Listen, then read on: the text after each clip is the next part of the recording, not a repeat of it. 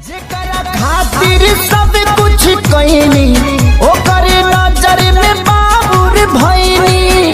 दिल के गिरल दीवार हमर ढाह के हो गिरल ढाह के। दवा दिल के बनावे के पड़ी रामदेव बाबा से कह के। दवा दिल के